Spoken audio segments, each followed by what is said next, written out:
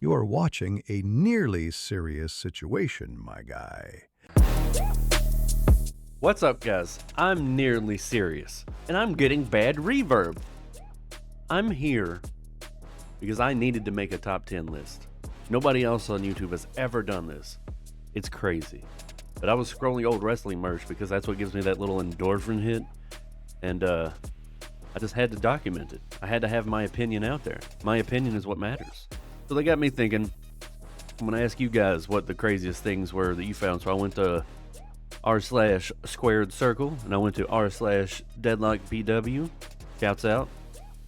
Go check out Deadlock PW. They're the funniest wrestling dudes out there, and they have a great promotion. And I had to document it. I'm like the Indiana Jones of bad decisions. There's a truck driving by my house. So anyway, here it is, unfortunately. That list. It's the worst wrestling the worst wrestling merch that I could find. And since we're hairless monkeys on YouTube, I had to put it in a nice little list, a nice little top 10, so you know, oh, that's 10 and it goes to 9 all the way down to the best. Enjoy. I'll see you on the other side.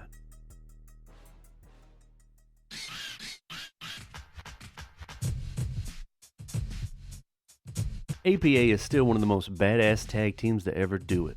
Just taking money to beat dudes up. Literally every 12-year-old's idea of what tough guys should be. But some of you already know why they're here. And if you don't, well, I had to make my pain your pain. Because I was blissfully unaware that one of the coolest tag teams of all time were walking around in shirts that said, always pounding ass. I don't even know how to interpret that. Banging each other? Getting hired to bang other people? Either way, it was not the message they were going for. And that's the thing. I'm a full-on stooge for this bodyguard gimmick. They have one of the coolest entrance themes ever, and I still use it for every 99 overall, 2 chicken breasts, 1 asparagus monster CAW I can make. But then they went and casually put themselves on blast with this shirt. Good thing Twitter didn't exist back then because they would have been cooked instantly. Anyway, since we've been talking about it, and it's been stuck in my head, here's your reward. The legally allowed limit of auditory steroids I can play. You're welcome.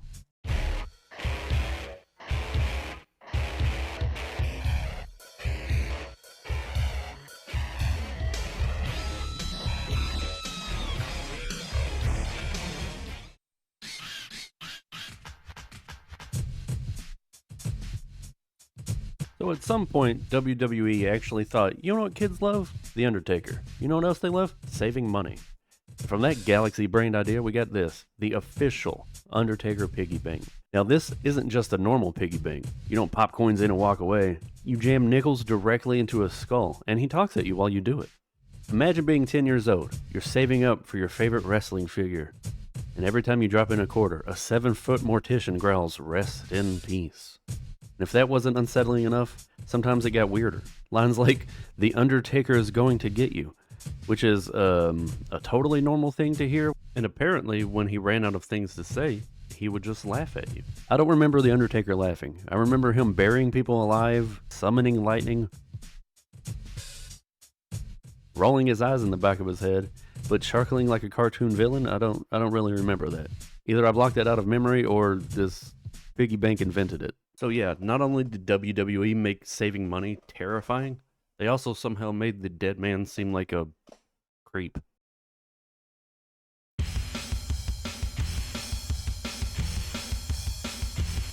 So these brothers are from before I started watching. Although they were pretty ingrained in pop culture in the early 90s. I remember kids doing that weird little walk they did. For the longest time, I honestly thought the gimmick was like mentally challenged twins. But believe it or not, the gimmick was well, I still don't really know. Here's the wild part. I don't think I ever seen a match with these dudes, and I'm a retro wrestling YouTuber. That being said, that brings us to the time WWE thought it would be a cool idea to have 2 of the dirtiest looking dudes you've ever seen be the face of soap on a rope, which, for context, was a pop culture thing at the time. That's thankfully also gone away. Imagine the creative meeting for this one. Yeah, kids love soap, and dirty dudes. Let's combine these concepts. You know, just casual marketing genius. In the 90s, wrestling was all about empowering and being powerful, and there's nothing empowering about this. Nothing heroic, just two dudes, a bar of soap, and a ton of questions you'll never get the answer to. And yet, somehow, this concept existed. That's the magic and madness of the early 90s, I guess. I don't know if I'll ever understand it fully. Maybe I don't want to. Maybe some things were just made so idiots like me could talk about it like 30 years later.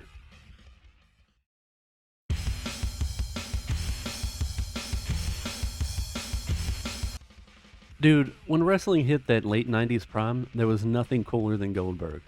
Well, except Stone Cold, and The Rock, and DX, and Sting. Okay, well, you know what I mean. The 90s were pretty fucking cool for wrestling. But Goldberg, he was still insanely popular, and everyone loved the streak. Now, I was too young for cologne back then, but if I was older, I would have been all over this Goldberg cologne. I mean, just look at it. Look at it. And this ad has two Goldbergs. You've got the classic shirtless killer Goldberg, the absolute apex predator, and then the alt outfit, the variant, the 1998 #1 NBA draft pick Goldberg, in a white polo and slacks. Like, what is this even supposed to convey, though? Did he take a break from the streak to sell me a 92 Trailblazer? WCW really thought, yeah, let's put him on a polo and pants. Kids will love it. Kids didn't care. They just wanted that shirtless, scary Goldberg. But somehow, WCW thought, nah, the white polo guy has to exist too. And here he does. Here he is forever immortalized in merchandise history.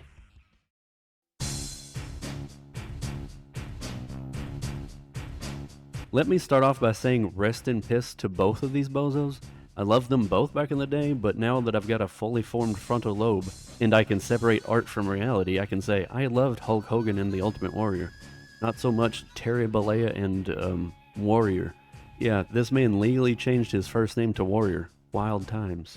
As a tiny Hulkamaniac, I probably would have lost my mind over this merch. The Hulk Hogan and Ultimate Warrior chairs and table set. Imagine pulling up to Thanksgiving dinner with this as your little kid table. Incredible. Of course, it does mean you're essentially sitting in a grown man's lap the entire time, which, yeah, in hindsight, is not the vibe. And you know these things were uncomfortable as hell. Plastic, cheap, probably squeaking every time you moved. But hey, at least you could slam your Capri Sun down on the table with Warrior's face on it, like you were cutting a promo.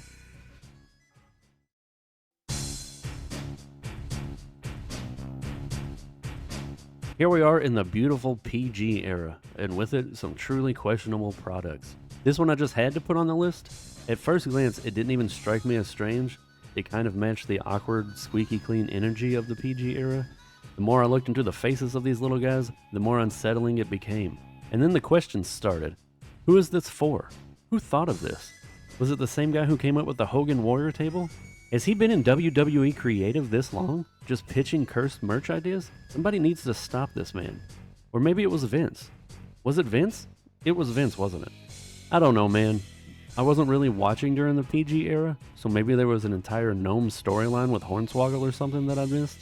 And honestly, if there wasn't, why the hell wasn't there? If you're already selling gnomes, at least commit to the bit.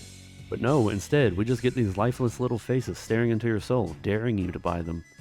And I can't keep looking at them. They make me ask too many questions, so I'm just going to leave them here on screen for a bit and let you suffer.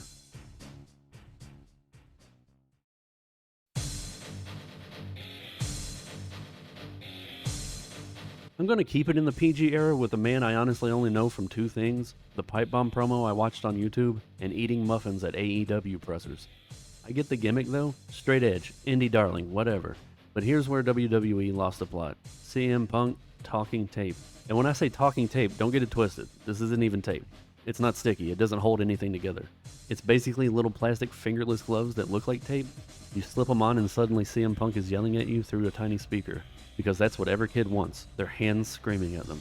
At least soap on a rope, you could like wash your ass. At least the Undertaker piggy bank helped you save money. At least the Warrior chair let you sit in a grown man's lap. But this is just dollar store cosplay with a voice chip. Imagine unwrapping this on Christmas morning. Your mom's like, see honey, you wanted to be CM Punk, right? And you're sitting there with two talking plastic hands wondering why your family doesn't love you. And the worst part, you know this only had like 3 phrases. Something like, I'm straight edge, best in the world, and some random grunt sound. You're gonna burn through all of that in like 10 seconds and then what? Just sit there with 2 robots strapped to your hands until the batteries die. That's why this one's staying on the list forever.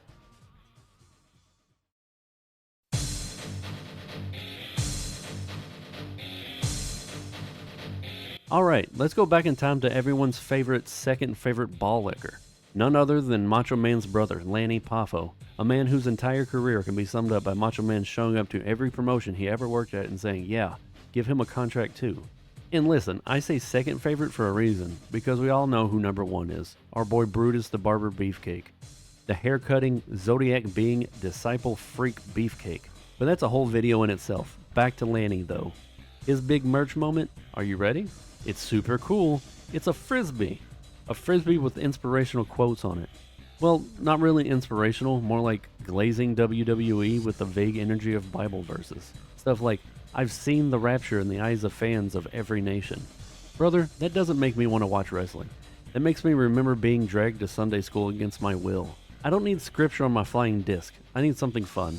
You can't just hand me a plastic frisbee and expect me to ignore the religious trauma baked into the promo copy. Just another banger of weird, unsettling merch that makes me question not only wrestling history, but my own childhood.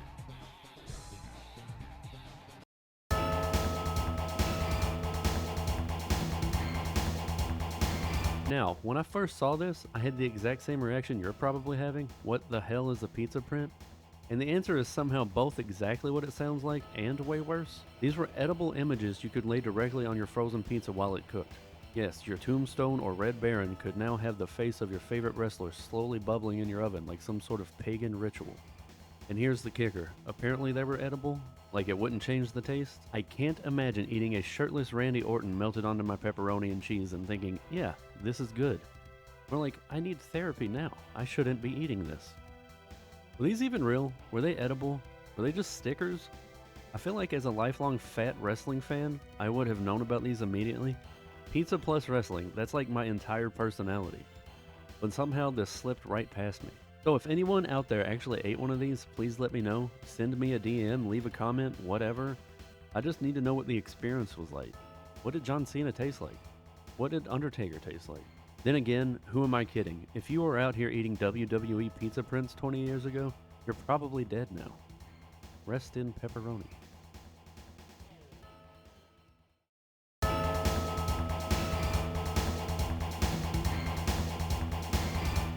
And finally, the DX yarmulke. Now let me be clear, I'm not Jewish. I don't even know that much about Judaism. But you don't need to be to see that this was a bad idea. Someone actually thought that slapping a neon green DX logo on a yarmulke would somehow connect with Jewish fans. DX's whole gimmick was telling authority figures to suck it, and someone out there actually thought that that energy translated to religious tradition. No, not ethically, not visually, not in any way.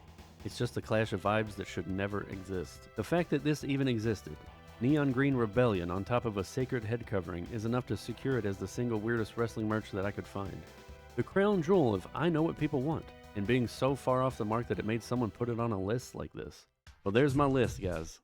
Fully documented for the world to see. And if you liked it, you stuck around, I appreciate you.